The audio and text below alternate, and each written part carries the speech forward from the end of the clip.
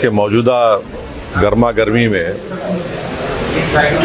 तमाम सियासी जमातें तारीख़ को भुला रही हैं और एक मंसूबाबंद तरीक़े से तारीख़ को मस्ख़ करके पेश कर रहे हैं।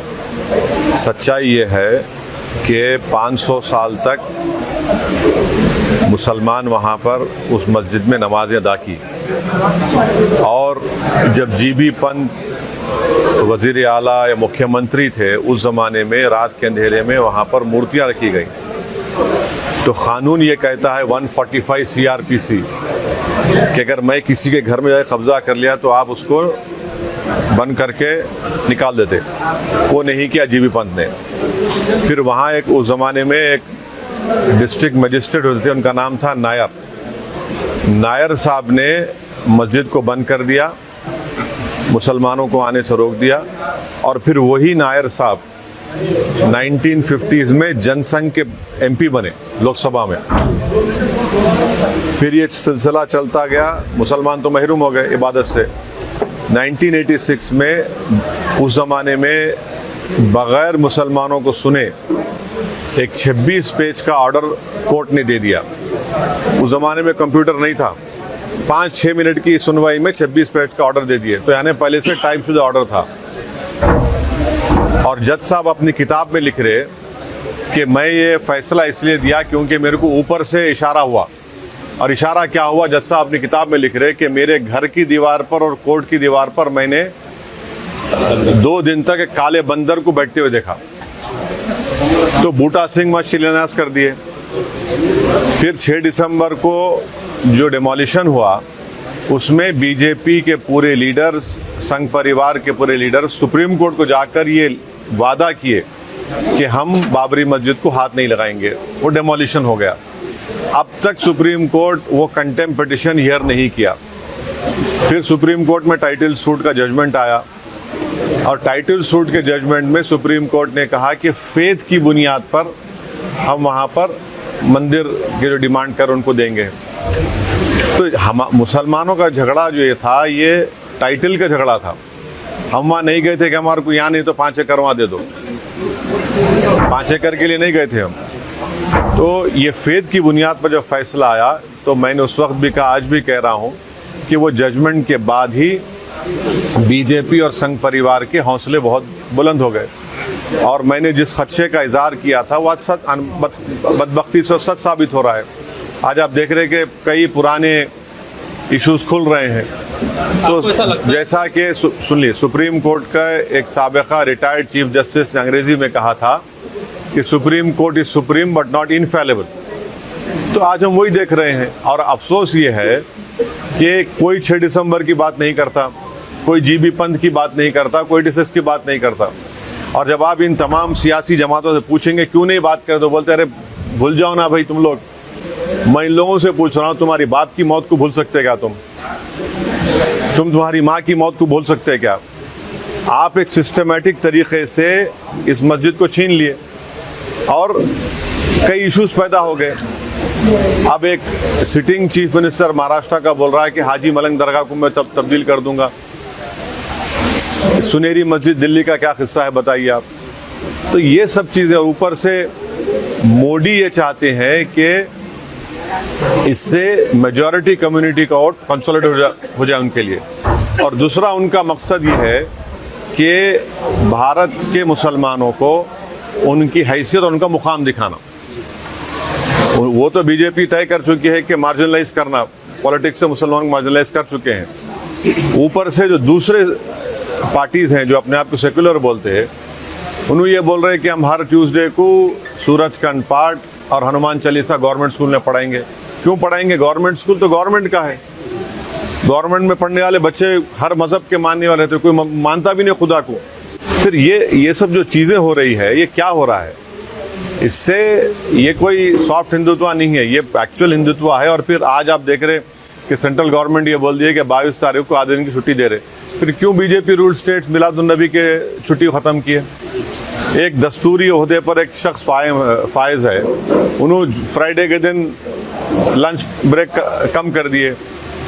आज NCLT बोल रहा है कि 22 तारीख के दिन आधे दिन छुट्टी दे रहे। तो ये क्या हो रहा है? ये आप इस मुल्क का कोई मजहब नहीं है, ये मुल्क का कोई मजहब नहीं है। ये मुल्क हर मजहब को मानता नहीं, खुदा को नहीं मानता। आप ये बीजेपी क्या कर रही है फिर? अच्छा साहब, कहीं ना कहीं ऐसा लगता है कि ये अपनी सरकार होते हुए मनमर्जी कर रहे हैं। एक कानून में ऐसा कोई इख्तियारात है कि कोई प्रधान मिनिस्टर इस तरह से अपनी मनमर्जी कर सकता है, कानून को तब्दील कर सकता है? ये अब चल रही है ना, अब चल रही है। नहीं, एज पर दी लॉ की अगर हम बात करें, कानून में देखिए सच्चाई ये है कि जब पार्लियामेंट का इफ्तिताह हुआ था तो प्राइम मिनिस्टर को नहीं करना चाहिए था, स्पीकर को करना चाहिए था, क्योंकि स्पीकर कस्टोडियन होता है। मगर प्राइम मिनिस्टर ऐसा है ना, हर चीज़ में वही दिखना चाहते। फिर इनॉग्रेशन भी उन्होंने कर लिए, स्पीकर साहब नहीं थे, अब ये भी वही करने वाले हैं। तो हर चीज़ ऐसा हो रहा है कि एक डोमिनेंट एग्जीक्यूटिव की वजह से हमारे आइन में जो theory of separation of powers है वो कमज़ोर पड़ रही है। एक ड्राइवर्स का लॉ रिसेंटली अमित शाह ने जिस तरह से लागू किया था, एक ड्राइवर ने आपसे गुफ्तगू भी की थी ऑन कॉल, तो आपने बताया था कि आपने आवाज़ उठाई। तो ये चीज़ें जब आवाज़ उठती हैं तो ये एक मिसाल तक क्यों नहीं पहुँचती है? ऐसा है ना, अब तो आवाज़ उठाने वाले भी नहीं रह गए।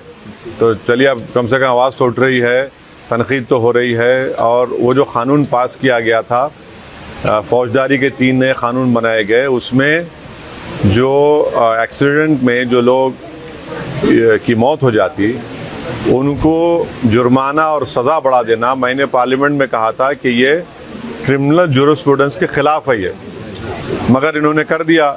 बल्कि वो पूरे क़ानून का इतना गलत इस्तेमाल होगा, आप देखना मुसलमान दलितों पर, कि हर एक पर उस क़ानून को इस्तेमाल करके उनके सिविल लिबर्टीज़ को। बल्कि मैंने पार्लियामेंट में कहा था कि अगर आज महात्मा गांधी और भगत सिंह जिंदा होते, उस कानून को देख के बोलते ये रोलेट एक्ट है। सर, देश में आपको लगता है और भी मस्जिदें टारगेट हो? ये आप क्या देख रहे फिर? ये काशी, मथुरा, सुनहरी मस्जिद, टीले वाली मस्जिद, ये टाइटल सूट के जजमेंट आने के बाद इन तमाम के हौसले बढ़ गए। हम फेथ की बुनियाद पर हम ये सवाल उठा सकते हैं। एमआईएम उम्मीदवार किशनगंज और हैदराबाद, औरंगाबाद छोड़कर दूसरे जगह भी है। हाँ, अभी देखेंगे, टाइम है ना, अभी टाइम के बाद कुछ ही दिनों में एमपी इलेक्शन है, तैयारी गुलबर्गा कर्नाटक के लिए। अभी तो अस्पताल के इफ्तिताह करने के लिए मैं आया हूँ, तो अच्छा है, यहाँ पे जितने बीमार लोग हैं उनका इलाज होगा। अब सियासी जो इलाज करना है वो भी बहुत वक्त है उसके लिए। जिसकी तारीफ करे थे जेडीएस और बीजेपी के साथ अलायंस करे थे, वो 5 साल पुरानी बात कर रहे हैं आप। ऐसे ये अब दिल्ली में आम आदमी पार्टी क्या कर रही है? शिवसेना के बारे में कुछ सवाल नहीं करते आप लोग। आप लोगों देखिए, सेकुलर जरूर रही आप लोग, मगर एक आंख को बंद नहीं करना, दोनों आंख से देखना। अब शिवसेना क्या है? उद्धव ठाकरे को सीएम बनाने में मेरा और नासिर उस्ताद का तो हाथ नहीं है, ना अल्ताफ भाई का है। वही उद्धव ठाकरे असेंबली में खड़े होकर ये बोले कि हमारी पार्टी ने बाबरी मस्जिद को तोड़ा। सब बैठे हुए हैं, क्योंकि मंत्री का पोस्ट मिल गया उनको। आज भी उन्होंने बोल रहे वो बात को, हम तोड़े बोल के। पर इतने बहादुर नहीं है लोग, बुज़दिल हैं लोग। जब ये बोल रहे हैं तो उनको, जब क्रिमिनल केस चल रहा था, जाके बोलना था कोर्ट के सामने, हम तोड़े, हम कबूल करते जुर्म को। ये कहीं ना कहीं उनकी आवाज़ बिठाते हैं ना, आवाज़ को दबा देते हैं अगर कोई आवाज़ उठाता है तो। वो मैं इनकी बात कर रहा हूँ, इन लोगों की बात कर रहा हूँ। तो ये चल रहा है। ये आईएनडीए भाजपा और बीजेपी को टक्कर दे सकेगा, आईएनडीए को। हाँ, आईएनडीए भाजपा और इसको बीजेपी को टक्कर दे सकते हैं। देखिए, ये भारत की आवाम को आप अंडर एस्टिमेट मत करिए।